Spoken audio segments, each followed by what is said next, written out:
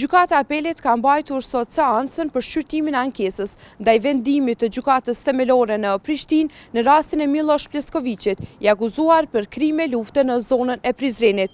Ky i fundit është dënuar me 15 vjet burgim me 31 korrik të vitit 2025 si akuzuar për vrasjen e 3 civilëve shqiptar dhe plagosin e disa të tjerëve gjatë luftës në Kosovë. Gjatë seancës së sotme, Jovana Filipović, e cila është avokate e të akuzuarit Miloš Pljeskovićit, ka pretenduar se ky krim nuk është kryer nga klijenti i saj. Miloš je tad imao 19 godina. U trenutku kada se ovo desilo, on je bio na odsluženju kazne. Nije bio pripadnik ni vojske ni policije. Uredno je posećivao Prizren i neposredno nakon tog događaja i do sada. Objavljivo je fotografije na svom Facebook nalogu i vidjet ćete, komentari su od mnogih Albanaca iz Prizrena. Nikoga nikad nije uprao prstom u njega. Sve do trenutka... Ndërkaq, avokatët e palës të dëmtuarve edhe një herë kanë kërkuar që të ketë dënim kapital.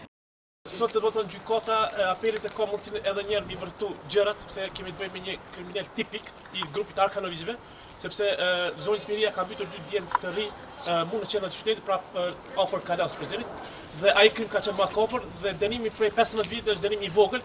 Diskrimi më i madh është se ky po dënohet me ligjin e Jugosllavisë. E ne pse ta dënojmë një kriminal me ligj të Jugosllavisë kur e kemi ligjin e Tribunalit të Hapës, ku këta kriminalë duhet të dënohen me dënim përheqëm, sepse krimi është makopër dhe për këtë zonja Miria lyp drejtësi. Avokatja që mbrojti kriminalin lufte, vetë nga ka prezentuar foto që ka qenë si turist në Prizren.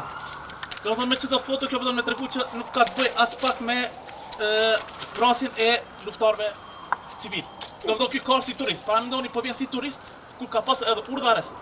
Ky ka pas urdhë arrest, ka si turist, mande u ka zbulu, po fundit nga familjarë vet e sot më na tregon avokatja se unë kam foto se ky ka turist, edhe çka më e keq apo thot ka marrë shumë likes dhe komentues nga shumë shqiptar.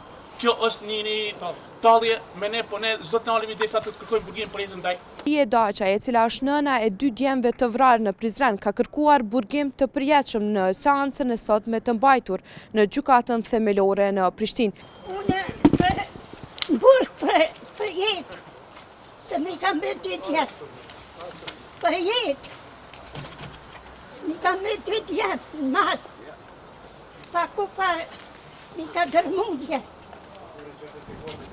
Këm pa që ka me shtinë tokë.